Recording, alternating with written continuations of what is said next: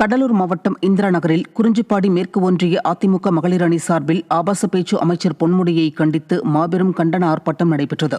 கடலூர் மாவட்ட மகளிர் அணி செயலாளர் ஜான்சிராணி தலைமையில் பெண்களை இழிவாகவும் இந்து மதத்தை அவதூறாகவும் பேசிய பொன்முடியை கண்டித்து நடைபெற்ற கண்டன ஆர்ப்பாட்டத்தில் கடலூர் தெற்கு மாவட்ட செயலாளர் சொரத்தூர் ராஜேந்திரன், மாவட்ட அம்மா பேரவை செயலாளர் வழக்கறிஞர் ராஜசேகரன் உட்பட பலர் பங்கேற்று கண்டன கோஷங்களை எழுப்பினர்.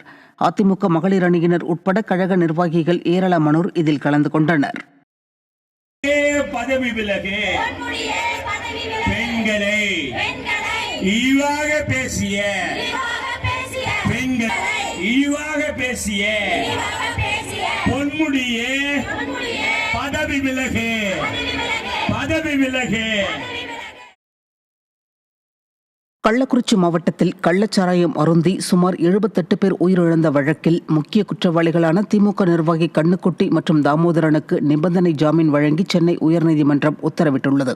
கடந்த 2024ஆம் ஆண்டில் கருணாபுரத்தில் கள்ளச்சாராயம் அருந்திய மக்களில் 78 பேர் உயிரிழந்த சம்பவம் தமிழகத்தை கடந்து இந்தியா முழுவதும் கடும் அதிர்ச்சியை ஏற்படுத்தியது.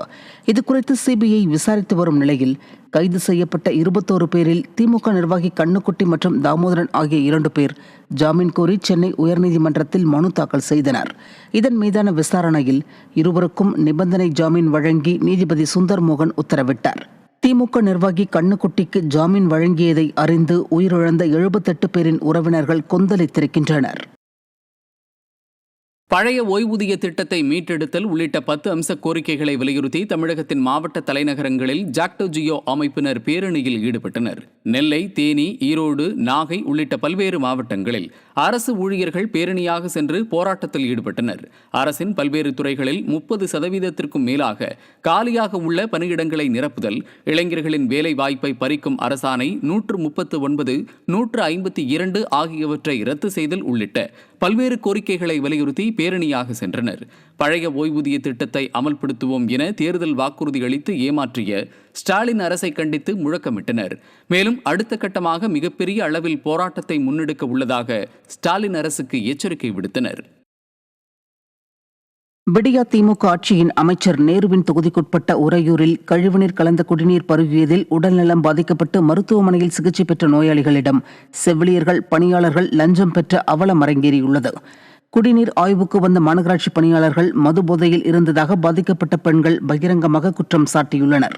திருச்சி அருகே உள்ள உறையூரில் 100க்கும் மேற்பட்டோர் கழிவுநீர் கலந்த குடிநீரை அருந்திய விவகாரத்தில் சிறுமி உட்பட 4 பேர் உயிரிழந்த நிலையில் ஒரு நாள் கூட அமைச்சர் நேரு நேரில் வந்து ஆறுதல் கூறவில்லை என குமுறும் மக்கள் சிகிச்சைக்காக மருத்துவமனையில் அனுமதிக்கப்பட்டிருந்த நோயாளிகளுக்கு மருந்து, மாத்திரை வழங்க செவிலியர்கள், பணியாளர்கள் லஞ்சம் பெற்றதாக வேதனை தெரிவித்தனர். குடிநீர் உள்ளிட்ட அடிப்படை வசதிகளை செய்து தருவதில் தோல்வியடைந்துவிட்ட விடியா அரசின் திருச்சி மாநகராட்சி நிர்வாகம் பாதுகாக்கப்பட்ட குடிநீரை வழங்காமல் தொடர்ந்து அலட்சியம் காட்டி வருவதாக உறையூர் மக்கள் குற்றம் சாட்டினர். 4 பேர் சார், 4 பேருமே ஜிஹெச்ல தான் நாங்க அட்மிட் ஆகிருக்கோம். இன்ன வரைக்கும் அது எந்த ஒரு முடிவும் எடுக்கவே இல்லை.